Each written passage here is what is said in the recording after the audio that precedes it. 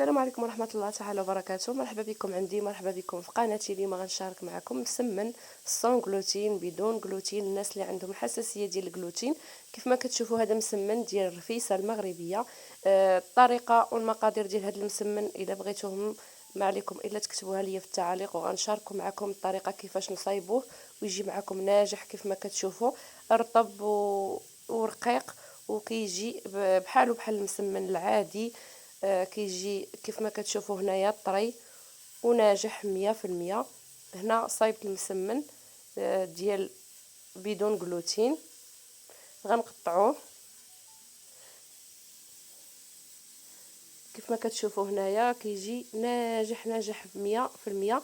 العجينه ديالو راه ما فيهاش شي حاجه اللي هي كثيره، فيها غير الدقيق بدون جلوتين والماء وشويه ديال الملح صافي، وكنعجنوه عادي. ولكن في الطريقه باش يجي ناجح هي الطريقه كيفاش نسرحوه، كيفاش نقرصوه، هي الطريقه اللي كتكون شويه فيها اختلاف.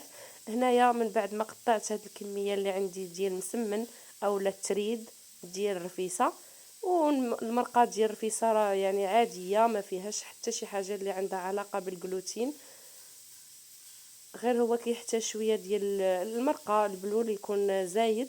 كيف ما كتشوفوا هذه هي الرفيسه ديال الناس اللي عندهم الحساسيه. كنتمنى الى عجبكم الفيديو تبارطاجيوه مع الحباب والاصدقاء، ولا عجبكم ديروا اللايك واشتركوا في القناه. الناس اللي باقيين ما مشتركينش في القناه باش يبقى دائما يوصلكم الجديد ديالي.